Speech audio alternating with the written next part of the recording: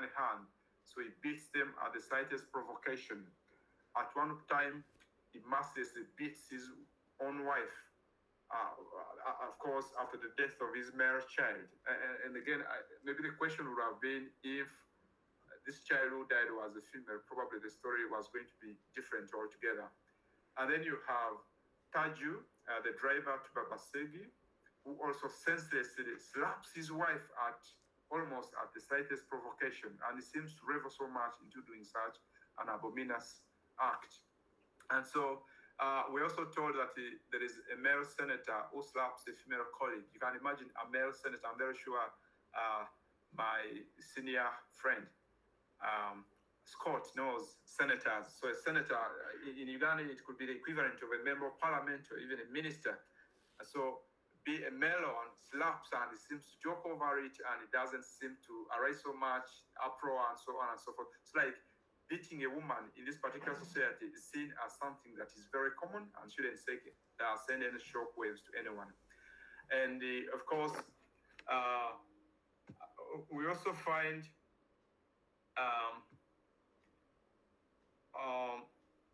so we also find aspects of patriarchy in this particular society, where you have, I'm just trying to organize my, okay. So the other part of family, patriarchal subjugation of women, and I think also women, girls and boys, is in the idea, the objectification and commodification of women and children. And here you have both wives and children are treated as almost being next to the property of the man, or the father, or the husband. For example, Bolanli, the young graduate now, and I think Babasegi's recent wife, young wife, is seen more not really as a woman, but sort of like as a trophy. So she now becomes an object of envy by every man. She becomes a sense of admiration, and this admiration takes almost the condescending part, because if you are a married woman and people know you're married to another man, why should everyone now start thinking probably you should have been theirs and so on and so forth. So the lack of respect.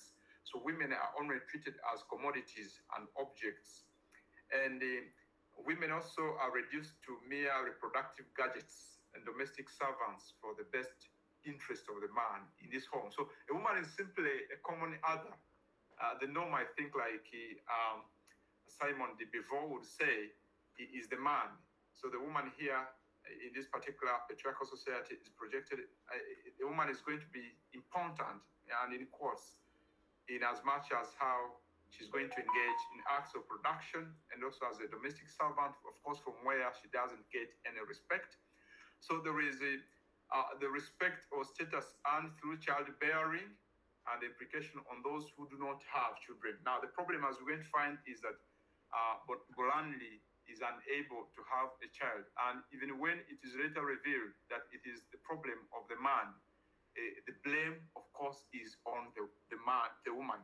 Because the patriarchy, as Shonayen presents, doesn't seem to suggest that a man can make mistakes, or a man could lack anything, and so on and so forth. So whatever happens in society, the first person to be blamed is ultimately going to be a woman. And this is essentially what happens in this particular text. And also, women are held in a very low regard or esteem, and they are subjected to ritual murders by men who want money. There's, of course, a story in which one of the men is going to kill so many women, almost for sport. Of course, later on, he will be arrested, but it seems to be coming much, much later on. So there have always been child murders. So women are seen as sort of like fetishes through which someone can get money and then become wealthy. And that doesn't cause uproar. We only see one instance in the text but of course, there seems to be a suggestion that this probably seems to be a norm in the wider part of Nigeria. In 2017 here, we had a problem of women murders in many parts of Uganda, especially in the capital. And there was, I think, one very chilling and heart-wrenching story about when a very young and beautiful girl was abducted, and And then the father was asked to pay money, even when he paid a huge bounty. The child was just, the girl was later on was found dead and brutally killed. So most patriarchal societies don't seem to actually value the life of women. And so the regard is very, very low. And then, of course, you have the traditional beliefs on gender, especially when it comes to the question of children. In as much as children in Africa and most African societies are very much respected, because children are seen as, the bearers of, the continuation of the generation. And so the generation will always continue in those children. But there is always that gender-based disparity in which the children are viewed. For example, a male child is given more primacy compared to the female child. The female child is always seen as someone who will grow up and at some point get married and then not probably make any substantial contribution to society. So there is always that traditional belief on gender in which primacy is given on the male gender as opposed, of course, to the male gender. And then, of course, the power dynamics and authority in which, of course, the husband wields excessive power, sort of like an restrained power. Babasegi is seen as almost a godly figure. He dictates proceedings. He can marry anyone he wants. He doesn't seem to be this very well. He's got the money and he seems to look very well after his family. But he's very old, especially when you compare him with his wives. And the manner in which he's described, we are told every time he goes to the toilet and he farts, he's this very weird personality, but who can marry any woman he wants. So the woman doesn't have a say in that particular part. It's always the man who wields the power. And how Babasegi, for example, dominates his family, answers questions on behalf of Boran. So when, for example, they go to the market, when they go to the hospital, because at some point they will decide to go to the hospital and find out why Bolanli is not able to give child, to bear children. And when they reach there, the doctors are asking Bolanli, which normally should be the common procedure, but Babasegi thinks he should answer on behalf of the woman. So the woman does not probably know how to answer questions, even when the questions are directed, and the woman actually would be the one to offer the right answers to the questions posed. But this is going to be answered by the man because the man feels like the woman is a known entity, the woman is part of him, and the woman belongs to him. So that patriarchal part of it, in which women are seen as an extension of the man, which is, of course, a bigger debate right from the days of the Bible and in the classical scholarship and in many parts of these other areas. I'm sure in India, probably you grapple with similar challenges about women. And so those are some of the few instances. Of course, there are so many others in which there is a manifestation of gross patriarchal oppression of the female gender, of course, perpetrated by men and the entire idea. So now, the major idea is it suggests that in as much as there is this patriarchy and the subjugation of women, these women later on fight back.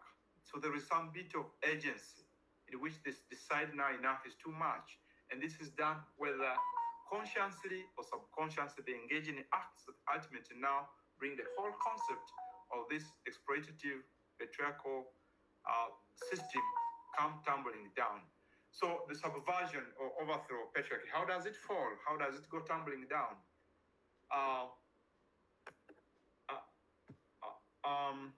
So although the patriarchal code is firmly rooted in the world of the novel, I argue that Sonaeni's novel offers, among others, an intriguing depiction of the African female agency, whose dexterous subversion of the patriarchal structure not only emasculates chauvinistic man, but also proves ruthless in its oppression of fellow women, especially co-wives. So I think maybe that's the irony in here. So women are going to fight back, they will come up together, or they will even engage in acts which later on will prove that patriarchy must come down tumbling. The problem is that this doesn't only wrestle the patriarchal system, but it also has an effect on fellow women, especially the co-wives and probably also the female children.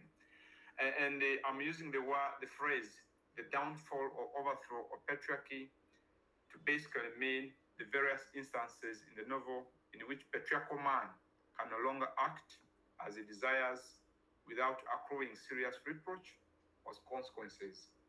And so that's what is now happening here. So man has got the power. Babasegi will dictate proceedings, but I think there are acts which will definitely bring him down. And towards the end of the story, we see now a very pitiable, a very pathetic, a fallen man, and so on and so a laughable figure, and maybe someone even much more sympathetic. Someone, I don't know whether we sympathize with him, but I think someone whom we now sort of like realize, oh, after all, you are human, and so on and so forth. So those instances in which now patriarchy is brought tumbling down include, among others, for example, man's arrest for the murder of women and other crimes. So in as much as in James Jerome, who of course now is engaged in the ritual murders of these women so that he gets money, he's going to do that probably for some time, but at some point now he'll be arrested and it no longer becomes, he loses that, undue power to kill people and to value women's lives and property and so on and so forth. And also one of the man in Aikara, of course, that's the place where Babasegi goes early in the morning when he realizes he has issues in his marriage, and Boranli can no longer now beget for him a child. He goes to that particular part. Of course, it's a male world. There are only male characters in there. The women seem to play part in the background. And so what happens there is that at some point, when he makes it clear that the woman Boranli has failed to conceive and give him a child. So there are suggestions, including some who say he should simply drag her to the herbalist. So I think again the idea Africans believe in this particular novel, that if there are issues in the family, maybe if there are marriage issue problems, then maybe there should be some people to go to, maybe witch doctors, herbalists. They should be able to give the solution to that. And we're going to find that is going to be contested by the modern and educated Bolanli. But when he goes in there, the other men are even shocked that Babasegi is even discussing this with a woman. The suggestion is that he should simply drag this woman to this herbalist so that they get a solution. But one of them actually realizes that abusing a woman is a very risky undertaking, which might actually lead to imprisonment. So in that case, this idea that women can be mistreated and so on and so forth, we now see attempts at mitigating that through imprisoning offenders and perpetrators of the victims, or perpetrators of the subjugation of women. And that we see in that case, patriarchy seems to be coming down to crumble because women seem to be feared. In as much as men would want to beat their women, they fear that the hand of the law might take its own course and it might dawn on man, and that might not end very well. And of course, also the other instances we find the educated Bolanli rubbishes herbalists and profits as conmen, and as a consequence, Babasegi has